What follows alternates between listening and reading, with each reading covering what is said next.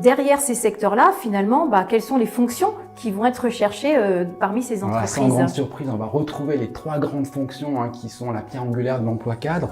Les cadres informaticiens, bien évidemment, qui seront 66 700 recrutements envisagés en 2020. C'est très important.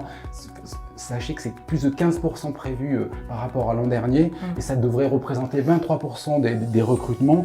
Bien évidemment, c'est en lien avec les enjeux autour de la cybersécurité, du big data et plus globalement de la transformation numérique. On a besoin de ce type de profil dans beaucoup de secteurs, bien évidemment dans les activités informatiques, dans les éditions de logiciels, les entreprises de services numériques, mais pas que. On voit par exemple dans la banque assurance émerger de nouveaux modèles, les néobanques, la fintech, qui ont véritablement besoin de ce type de profil pour asseoir leur nouveau modèle.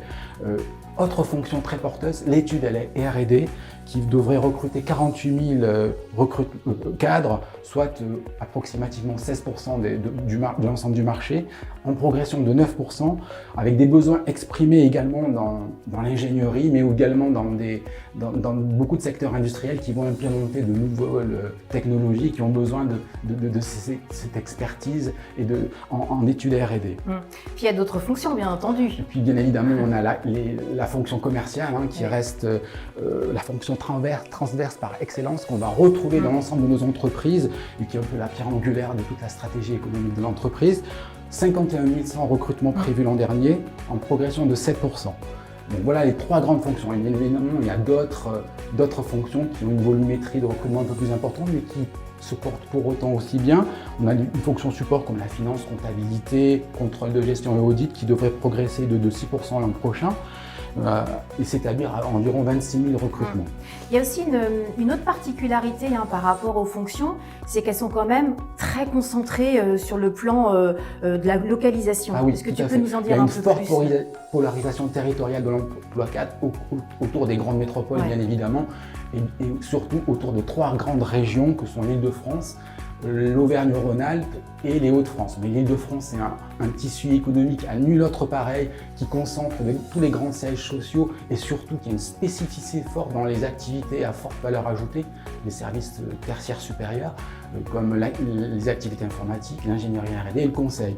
Et donc, la région Île-de-France devrait polariser près de la moitié des recrutements et s'établir à environ 143 000 recrutements en 2020.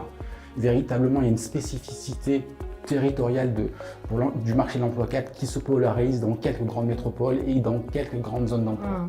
Alors, ce qui m'amène encore à parler toujours de difficultés récurrentes du recrutement, puisque des entreprises, alors des petites, des grandes, qui vont rechercher les mêmes dans le même lieu, donc cette concurrence accrue.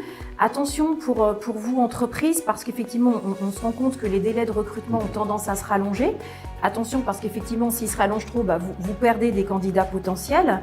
Et puis, ce qui est important, c'est justement d'avoir des offres attractives. Alors, pourquoi on parle encore des offres en 2020? C'est parce que ça reste un canal qui reste pertinent, qui permet de recruter quasiment la moitié des cadres, donc c'est pas négligeable. Et ce qu'il faut, c'est du coup très vite, dès qu'on va regarder cette offre-là, on va donner envie. Donc il faut être quasiment sur du conversationnel finalement avec ces candidats. Ça sera d'autant plus facile que vous aurez une stratégie de sourcing justement efficace. Et donc là, j'ai envie de vous dire, appuyez-vous sur nos experts maison qui vont vous aider sur des rédactions d'annonces, d'offres attractives, pertinentes et qui vont véritablement engager les candidats dès la lecture. Et puis du côté, si je me positionne du côté des cadres, ce qui est intéressant pour moi, c'est que si je suis sur les fonctions qui sont les plus recherchées, je vais pouvoir jouer le côté sélectivité et vraiment choisir les offres qui me conviennent le mieux. Et du coup, je renverse finalement le rapport de force. Et puis, si je suis sur une fonction qui est un petit peu plus concurrentielle, là encore, je vais travailler sur l'individualisation, sur la personnalisation, sur ce qui fait que moi, j'ai quelque chose de plus à apporter. Alors, à la fois sur l'ici et le maintenant, parce que les entreprises vont rechercher de l'opérationnalité immédiate, mais montrer votre valeur ajoutée sur les évolutions prévisibles, éventuellement du poste ou du secteur d'activité, pour lequel vous avez des compétences complémentaires qui vont intéresser très fortement l'entreprise.